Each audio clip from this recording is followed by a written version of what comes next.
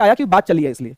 अगर मैंने एक ट्राइंगल दे दिया दोस्तों आपको, तो आपको मैंने एक बात बताई कि अगर इस ट्राइंगल की साइड 5 है, इस ट्राइंगल की साइड 7 है, तो आपकी ये वाली जो साइड है क्या पॉसिबल है?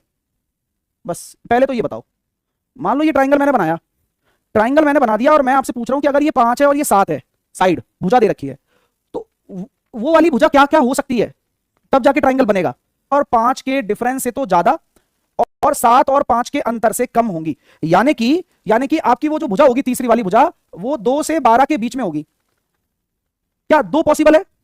क्या 2 पॉसिबल है? नो। क्या 12 पॉसिबल है? नो, नहीं पॉसिबल है। इसके बीच में अगर होगी तो ही वो ट्राइंगल बनेगा, अदरवाइज वो ट्राइंगल बनेगा ही नहीं।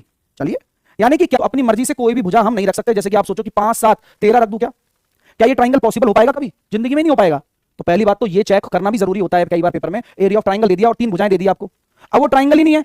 तो चेक करने का कारण कब बनता है? जब ऑप्शन में आप लोगों को एक कांट भी डिटरमाइन दे दिया जाए कि ट्राइंगल ही नहीं बन रहा, तो एरिया कहां से निकालोगे?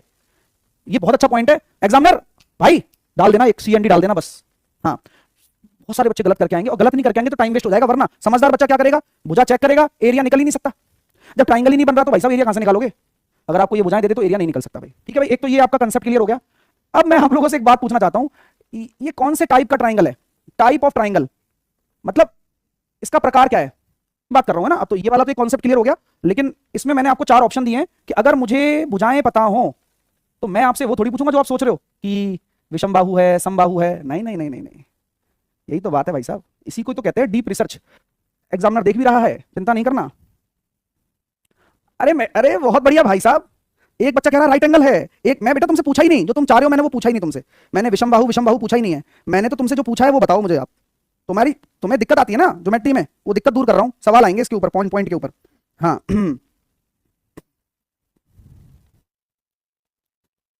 देखो दोस्तों, यहां पर क्या करना होता है कि अगर आप इसको 5 ले रहे हो, इसको 7 ले रहे हो, तो आप ये कह सकते हो कि सर डी ऑप्शन।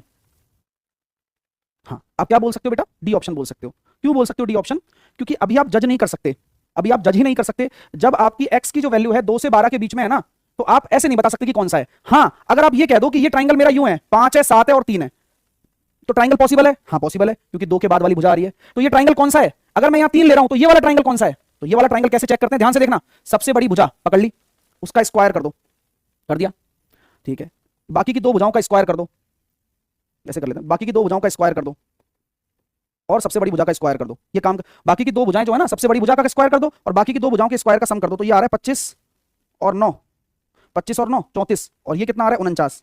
तो यार ऐसे समझ में आया मेरे को कि ए स्क्वायर प्लस का बी स्क्वायर लेस देन है सी स्क्वायर के। तो ये कैसा त्रिभुज है? अगर इसमें 3 ले रहा हूं तो ये एक अधिक कोण त्रिभुज है।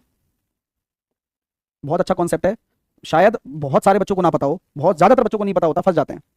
ठीक है, अब अगर आप इस भुजा को चेंज करते रहोगे, अब जैसे कल को मैंने ये कह दिया कि यार ये वाला ट्राइंगल है ना, ऐसा कर आपके 11 लेके चेक करो, तो अब क्या होगा? तो अब ये त्रिभुज कैसा बन जाएगा 11 लेने पर? तो सर सबसे बड़ी भुजा ये कहलाएगी 5 का 25, 7 का 49 और 11 लेने पर 121। तभी भी ये बड़ा आ रहा है, तो ये अधिक कोण त्रिभुज है। बात समझ रहे हो? तो ये अधिक कोण त्रिभुज हो गया।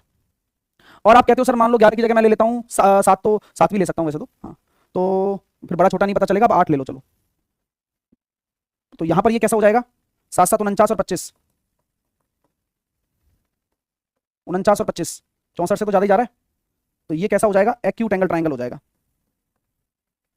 न्यून कोण त्रिभुज हो जाएगा। तो अगर आपको कभी भी चेक करना है किसी भी ट्राइंगल को देखकर, तो ए स्क्वायर प्लस बी स्क्वायर सी स्क्वायर से छोटा होना चाहिए, ए स्क्वायर प्लस बी स्क्वायर सी स्क्वायर के बराबर होना चाहिए, तभी तो पाइथागोरस लगती है। और ए स्क्वायर प्लस बी स्क्वायर सी स्क्वायर से बड़ा होना चाहिए। और सी आपकी सबसे बड़ी भुजा होगी। सी आपकी क्या होगी? सबसे बड़ी भुजा होगी, लार्जेस्ट साइड होगी। बहुत अच्छा कॉन्सेप्ट है, विश्वास करना पेपर में सवाल आएगा, मैं बोल रहा हूं। दिया जाए और आपसे ये ऑप्शन दे दिए जाए तो ऐसे चेक करना है, कहने का मेरा मतलब ये है।